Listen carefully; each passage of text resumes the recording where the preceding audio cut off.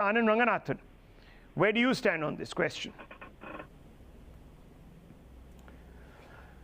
Yeah, good evening, Rahul. First of all, it's quite embarrassing. I wouldn't like to, counter Mr. Kulkarni's arguments. You already have, and Abhijit also has. I mean, it seems he is against sanctions, against dictatorial regimes, because he says you cannot contain them. I mean, that is he rewriting history? But let me come back to this topic, because it's very important. According to me, Quad is an ideal weapon to teach China a lesson. And a lesson not given is a lesson not learned.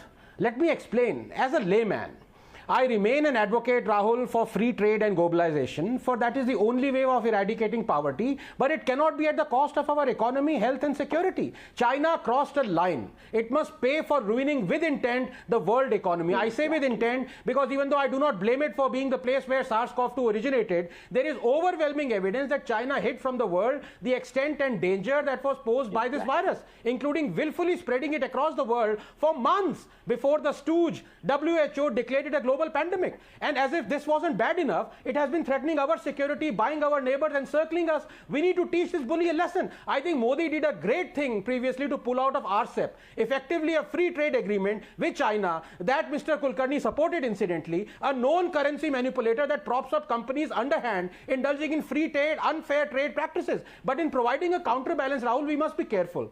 China has over decades entrenched itself in global trade and supply chain. That mobile phone and iPad we use contains gallium, indium and tin, all rare earths exported from China. China, in fact, holds 60% of the world's export share. In fact, it uses this to bully other nations. In 2010, remember when Japan nationalized Senkaku Islands, China blocked exports of rare earths to Japan. The Quad has realized this. As a first goal, it is going to reduce China's monopoly of rare earths. That said, as far as India is concerned, boycotting China makes little sense if you don't balance our trade with it, which is 91 billion USDs every year. We export 18 billion worth of goods to China and import 73 billion worth from it. Have we thought of repositioning the supply of those millions of jobs that make those goods? Good news is that for 327 products that we import from China, that accounts for 82% of our total import from China, China is not the most competitive producer.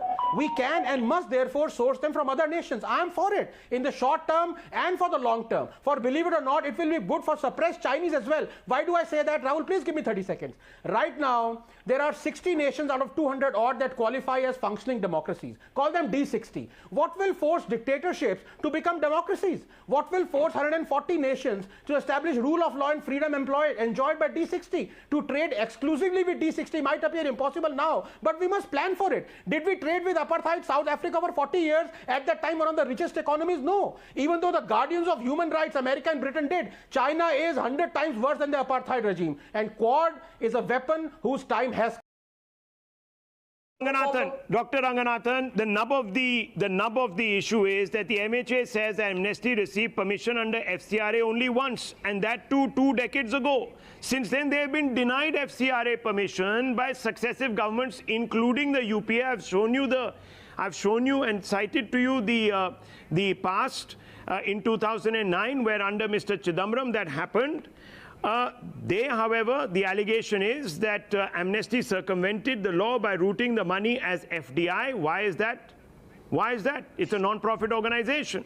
So, Dr. Anand Ranganathan, what do you make out of this? Rahul, to paraphrase JFK, ask not how these human rights activists became frauds. Ask how these frauds became human rights activists. I repeat, you have to be high and expecting a knock from the NCB if you believe a word of what Amnesty peddles in the name of human rights.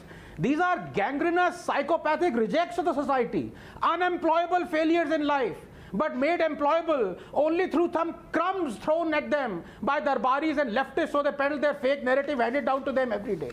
And the less said about their dynasty sycophant chief, the better.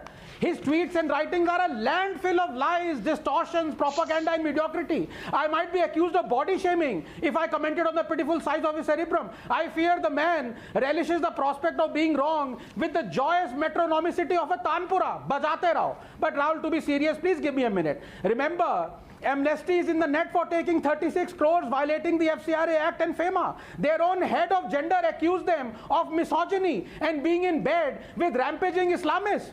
They have been caught peddling fake news umpteen times, but refuse to apologize even when challenged, like when they were in 2018 by the UP police. They shamelessly peddled the fake church attack narrative, accusing Hindus of desecrating churches when they were simply burglaries. They peddled rising intolerance, emergencies here narrative. Their activists advocated and cushioned caste-based violence in 2018. Their chief wrote glowing eulogy of Vijay Mallya after he got into trouble for scamming and the GSA suspended his license. They hawked sickeningly selective hate trackers to promote scaremongering. 30 seconds, Rahul. Ignoring the more than 100 hate crime lynchings and attempted lynchings by Muslim mobs and Hindus, Dalits and non-Dalits. They talked of human rights in Kashmir, again based on fake news and Pakistani propaganda. These same sickle ninjas were completely silent for decades. Okay, when the human rights of lakhs of Dalits, Valmikis, Gurkhas, women, refugees and gays were being trampled upon. Okay, by these are two issues. 1735A. Absolutely shameless propaganda artists. Okay, there are two issues 10 here. seconds, Rahul, One is their right to... saying, No, one look, second. These guys got the Nobel Peace Prize in 77. Even Henry Kissinger got the Nobel Peace Prize.